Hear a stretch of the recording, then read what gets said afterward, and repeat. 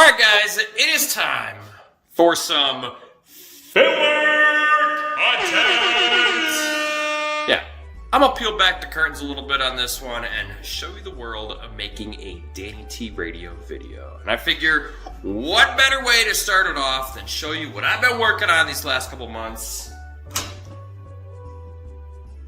My new studio.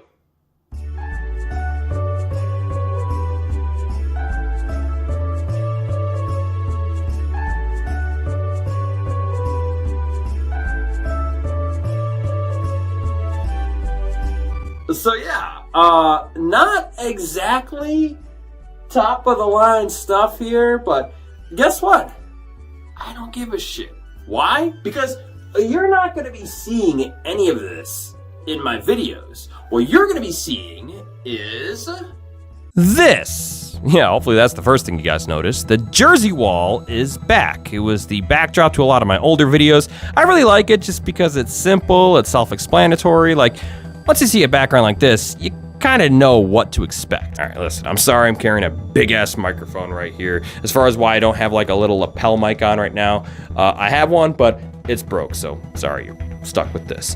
As far as the Jersey wall, why it went away, well, it's not because I wanted it to go away. I moved into a new house in April 2022, and I mean, don't get me wrong, I love the house I'm living at, but let me tell you, it has been a nightmare trying to record on camera for the past year plus. I mean, I started recording in my daughter's bedroom, which my wife didn't love that, so I then moved to our bedroom, but the place I wanted to film at wasn't wide enough, so then I brought in a desk to sit at, but I didn't love that setup because I'm much more comfortable presenting, standing up and walking around, and also, you can't tell on camera, but where I was recording, it had hardwood floors, it was a pretty big empty space. I mean, the acoustics were just terrible. But the hardest part of everything is that I got young kids in the house. Like, I couldn't record at night when they were sleeping because my loud, booming voice would wake them up. And if I tried to record during the day, I might get halfway through, but then, you know, I'd hear them crying and I'd have to drop everything to put out a fire. There were times when I was recording and I thought, oh, this should probably take like a half hour to finish. It ended up taking like 2 or 3 hours because kids, you know, sometimes they just make life a little bit more challenging. And that's why I had to build all of this because I just couldn't take it anymore. I mean, it was getting harder and harder to record each and every video, especially now that I got another baby in the house. And, you know, I'll be honest, I am not a very handy person. I mean, I'm not great with power tools. I'm kind of embarrassed to admit that. So this whole process of framing and then, you know, adding the drywall and then, you know, putting the mud on and the primer and the paint and then hanging up all this stuff, it was a challenge for me. I'm not gonna lie. I mean, I've never done anything close to this before in my life, and feels good to just have my own space now. But yeah, anyways, let's talk about this Jersey wall. So I rewatched some of my old videos, and I thought the Jersey wall looked a little too uniform for me. So I wanted to add a little bit of layering this time around, and I mean, I think it looks nice. I think it looks a little different. Also wanted to add a little bit of pizzazz to this wall because I don't want my backdrop to just be MLS jerseys. I want a little bit of myself in there. So I added this Eastern Illinois hurdle top. Fun fact, I ran hurdles for Eastern Illinois. Yeah, anytime I tell people that I did college sports, they automatically think I played soccer. And no, I was definitely a much better runner than I ever was a soccer player. And also, fun fact, this is the second hurdle that I broke at Eastern. The first one I gave to a girl, which was just a really stupid decision because I thought I was going to get points with her, but no, it didn't go anywhere. These are Chicago Fire onesies, one of my favorite gifts ever that my best friend got me. And, you know, anytime that, you know, some of my other friends, their wives get pregnant, I try to buy like a similar gift for them. I just love these things, and, you know, both my young kids really had a lot of use in them. As far as, is this the final finished product? I don't know. I mean, I did buy an LED light strip to kind of go around and add just a little bit more flavor to the wall. The first one that I tried didn't work out so well, so I'm still kind of testing it out. Also, you can see up top here, like I obviously need to add trim, you know, to this. Like this looks pretty bad, but you're not gonna see this part on camera. So I feel comfortable filming now, but the room itself still needs, you know, a little bit of work. Now, what is this shit right here? Okay, this is kind of funny. When I first moved in with my wife, we had HelloFresh. It's a service where they will mail you meals and they give you all the ingredients and, you know, instructions on how to cook them. It saves a trip to the grocery store. It's great. But they have to stay refrigerated because they might be, you know, staying on people's front porches and whatnot. So they insulate them with this stuff right here. And a normal person would just, you know, throw it all out when they're done, but not me, because I always had this plan of building my own studio. And because I'm a really frugal person, like, okay, I'll spend money when I'm going out or, you know, to buy all these freaking jerseys. But other than that, I'm a very cheap person. So I knew that I could hang this up on the wall instead of buying, like foam soundproof pads. And does it work? I don't know, but that I think it should work. I mean, it looks like it should work, and I think it's beating out the echo a little bit. I hope so anyways. Now, in this corner over here, in this desk, this is where I'm going to be doing all the voiceover stuff when I'm not on camera. And this, yeah, that looks a little bit more like the soundproofing pads that you would find in professional studios. But is it soundproofing pad that I bought? Nope. It's my wife's old mattress pad. Yeah, I found it in the storage unit. I was like, hey, you gonna use this? She's like, no, I've been meaning to throw it away. And I was like, no, don't bother. I'll find a use for it. Now, this is probably the biggest piece of advice I can give to people who are first starting out on YouTube. Cut corners, okay? Like when you're first getting started, you need a microphone, you need a lighting kit, you need editing software, you need a camera. Like, if you think about it, that's a lot of money that you're spending from the jump. Like, that's already hundreds of dollars. Cut corners when you can. Save money when you can. I'm still filming on my phone. I never actually bought an official camera. You know, and like when I first started, I bought a ring light, like the official ring light, for over $100. The light bulbs eventually burnt out. So, you know, I was in a rush, I was in a pinch, so I bought this second ring light, like a cheapo, for $15. And this second ring light has lasted longer than the first one did. How does that work? I don't know. But when you're buying gear, you don't need the most expensive stuff. The most important part to starting a YouTube channel is just to make videos. You know, you're gonna struggle in the beginning, you're not gonna get that many views, but the more and more you practice, the better and better you get. And then when you start making some money off of it, yeah, you can start to reinvest in your channel and then, you know, buy some nicer stuff. Or you can be like me and just, you know, save all the junk and use it as foam padding on the wall. Hey, whatever works for you. All right, so two more things I want to show you guys. This wall right here, I probably should put some more padding on there just to, you know, keep absorbing the sound, but the plan is to eventually put a green screen here. I've never actually owned one, but I think this would be the perfect spot to put it there and film there. And then this wall right here is what I call the Patreon wall. This is everyone that has ever donated to my Patreon. I can't tell you guys how much I appreciate this because, you know, if it were up to me, this would be my full-time job.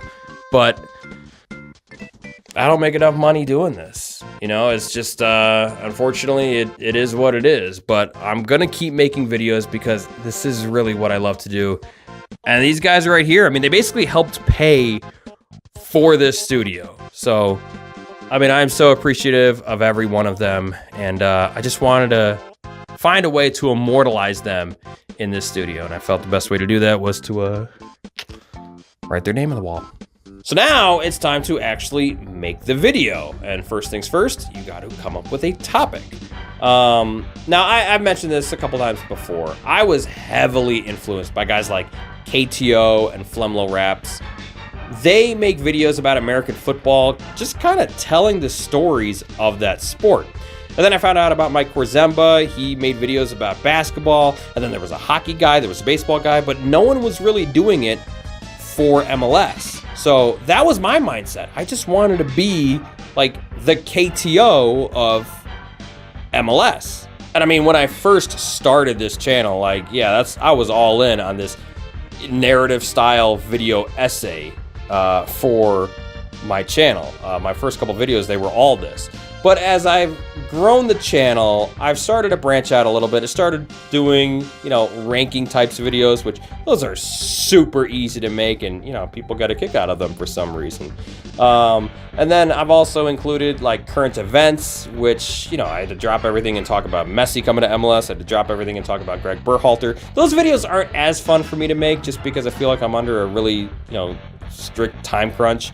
The bread and butter of my channel is still the video essay, still the narrative videos. Those are definitely the most fun to make. Those definitely are also the hardest to make. I mean, I spend the most amount of time researching for those videos, spend the most amount of time editing for those videos. But yeah, I definitely enjoy making those the most. And yeah, I've experimented with other, videos before. Like I've had a couple debate videos where I present like two arguments and argue both the yay and the nay of it. Probably gonna retire that series just because I don't know how much more I can debate about with MLS, and this video's never seemed to do that great for me. I've started making these becoming videos, like becoming a billionaire and buying my own MLS team, becoming FIFA commissioner and FIFA president rather, and ruining soccer. I've got a couple more ideas for that. If this next one bombs like the becoming FIFA president one does, then I'm probably going to retire that style. But I'm always looking to kind of expand my horizons and just keep it fresh on my channel. All right, so now I've brainstormed, I have my topic, it's now time to research, and honestly, I think I'm pretty good at this part of it. I think I do a pretty good job of scouring all corners of the internet to figure out what I want to put in my script. Now, I receive a lot of comments, both positive and negative. Most of the time, the negative comments don't affect me, because most of the time they're like, oh, MLS sucks, and I'm just like, well, why are you watching it then? You're not the target audience. Hey, I don't like puppy dog pals, but you don't see me commenting on those videos telling them they suck. No, the comments that truly hit me is when someone points out when I'm wrong. And then I look it up and I'm like, holy shit, they're right, and I can't believe I messed that up. I really hate when I do that. And I think that's a big motivation to why I spend so much time researching, because I don't want to be wrong.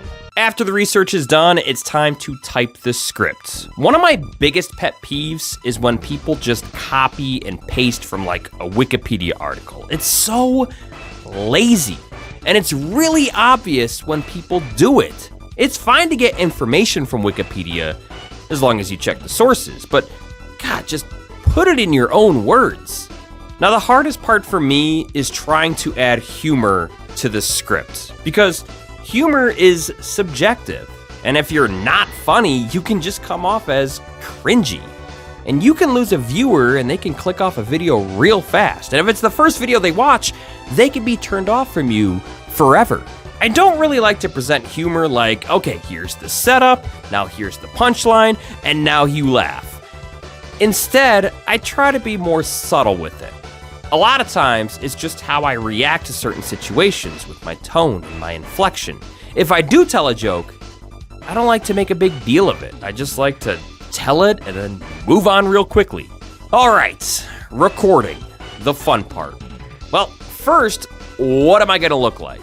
What's gonna be my stupid hairstyle and my stupid facial hair that I haven't tried out yet? I promise, most of the time, my look is improvised, like 5 minutes before I start recording.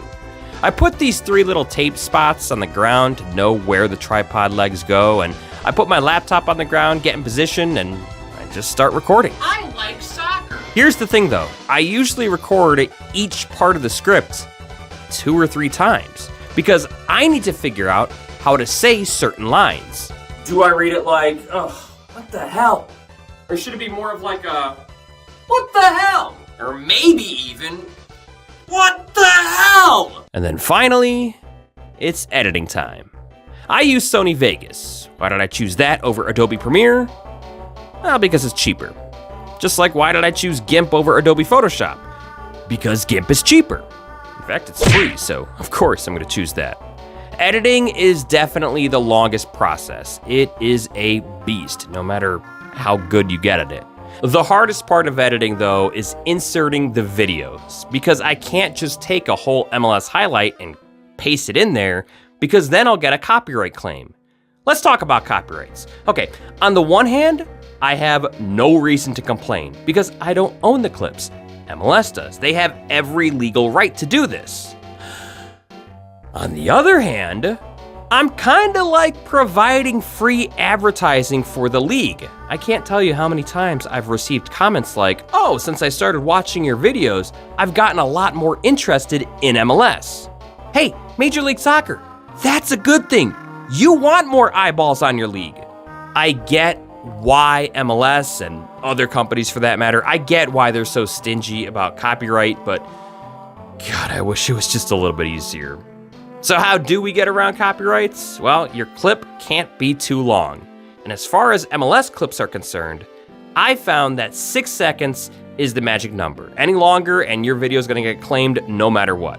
Now, if you take a 4-second clip and add a little bit of slow motion to make it an 8-second clip, that's still fine. It's 6 seconds of actual gameplay, at least most of the time. And after I'm all done, I give it one more watch to make sure there aren't any glaring mistakes in the editing process. Then I add the little Twitter animation and add the music. And that's about it. That's how I make a YouTube video. So if you guys are wondering, Danny, you stupid idiot, why didn't you just spend this time working on a real video? Guys, I'm working on a real video, okay? Like, this is a video that I wanted it to be released 5 weeks ago, but I wanted to finish working on the studio, and then some guy named Messi decided to join MLS, and I had to drop everything and work on a video on that, and then I had to work on a video about Greg Berhalter. I promise, this next video, it's gonna be fun. So, thank you guys for watching all the way through if you did, and hope you guys have a new appreciation for what I do. See you guys next time.